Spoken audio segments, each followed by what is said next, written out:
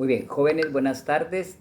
Vamos a trabajar con el curso de psicología. Yo sé que es el horario de sociología, pero en psicología ustedes no tienen absolutamente nada que explicar. No hemos visto nada, entonces voy a explicar y para recordar un poquito sobre el origen, desarrollo y evolución histórica de la psicología. Si ustedes están cómodamente en su casa, como yo también acá en la mía, pueden abrir su documento, el último que les envié, sobre origen, desarrollo y evolución histórica de la psicología. Solo para hacer un poquito de recordatorio, para recordar un poquito, porque yo sé que ya se les olvidó. La psicología en los primeros indicios, en los primeros años, en los primeros siglos, hace muchos siglos atrás, no existía. Recordemos esa situación, que la psicología es una ciencia nueva. Entonces, antes de la psicología y antes de la existencia de todas las demás ciencias, la única ciencia pura era la filosofía. Entonces, en todas las ciencias explicamos en un periodo en la clase de psicología, en todas las ciencias, estas se derivan de lo que es la filosofía. La filosofía fue el único estudio de hace muchos años atrás o de unas épocas determinadas, y en ella se centraban los demás conocimientos y las demás ciencias. Por eso es que en las universidades, en todas las carreras que ustedes estudien, se lleva uno o dos cursos de filosofía, independientemente de la carrera que ustedes vayan a estudiar. ¿Por qué motivo? Porque todos los conocimientos en años anteriores, en la época antes de Jesucristo, mucho antes de Jesucristo, y en la época durante Jesucristo, y indicios después de Jesucristo, unos cuantos años o miles de años después o siglos después de Jesucristo, todavía se estudiaba la filosofía como única ciencia. Eso hacía que todas las personas que estudiaban filosofía, o los que se denominaban filósofos como Jesucristo, dominaran muchos conocimientos matemáticos, estadísticos, químicos, astronomía, etcétera, etcétera, ¿verdad? Entonces, poco a poco las demás ciencias se fueron desmembrando. Por eso es que en sus primeros indicios, o lo que ustedes ya leyeron, porque ese documento que ustedes acaban de abrir ya se lo saben muy bien de memoria, vamos a encontrar que en los primeros periodos de la psicología, en las primeras épocas en las que se divide el estudio de la psicología, vamos a encontrar mucho la palabra filosofía, no la palabra psicología. ¿Por qué? Porque de la filosofía emanan todas las demás ciencias. Entonces, está claro por qué vamos a hablar primero de filosofía.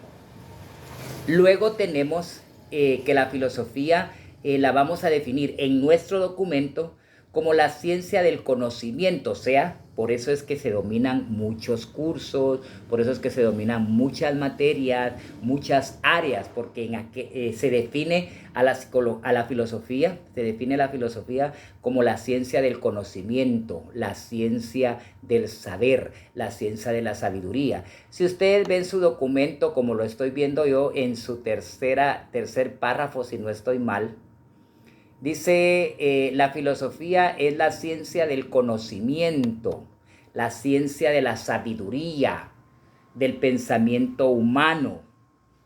Eran las personas que dominaban tantos conocimientos que ellos lo que hacían era que cultivaban el pensamiento, se alimentaban con diversa información para tener conocimiento de muchas áreas en aquellos entonces.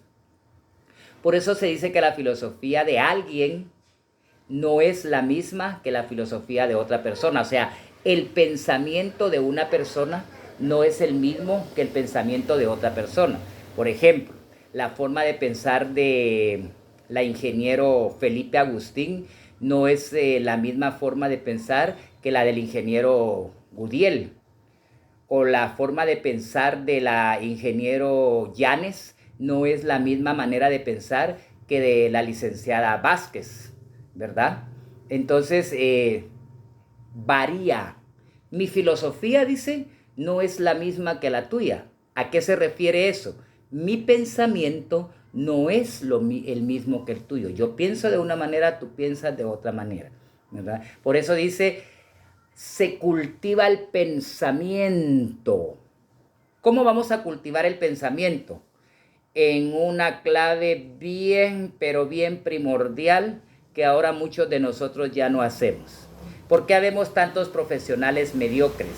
¿Por qué habemos tantos profesionales a medias? ¿Por qué habemos tantos profesionales que ni siquiera podemos desarrollarlos en una entrevista de trabajo? ¿Por qué habemos tantos profesionales que ni siquiera podemos desarrollar una verba o no tenemos una jerga enriquecida? Simple y sencillamente por el único hecho que a nosotros no nos gusta leer.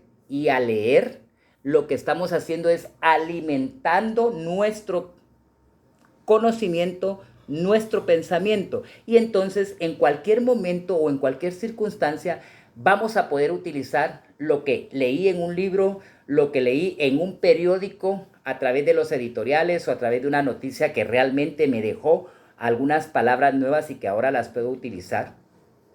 Entonces, al leer, lo que estoy haciendo es enriqueciendo mi conocimiento y por ende mejorándome como profesional, cultivando mi pensamiento. Por eso es que algunas personas o algunos maestros de los buenos que todavía quedaron en aquel entonces y que todavía están en la actualidad, usted va a encontrar que hay maestros que tienen dominio de muchas áreas, tienen dominio de mucho conocimiento, porque han sido maestros que han leído no solamente de su área, sino que también han leído de otras áreas. Y son personas que se han cultivado, son personas que dice uno cultas, que tienen un conocimiento en varias áreas. Pero se necesita, por supuesto, de poder leer. Eso hace que cuando tú lees, cuando nosotros leemos, yo pueda tener habilidad para poderme expresar y cuando alguien habla de un tema determinado, yo pueda decir, puedo ingresar a ese grupo y poder hablar de ese tema determinado. Por eso se dice que la filosofía de alguien no es la misma filosofía de otra persona, o sea, la forma de pensar de una persona no es la misma que la de otra persona. No sé si me estoy dando a entender. Termino este video y nos ubicamos en el cuadro sinóptico donde dice etapas, épocas o periodos del pensamiento humano.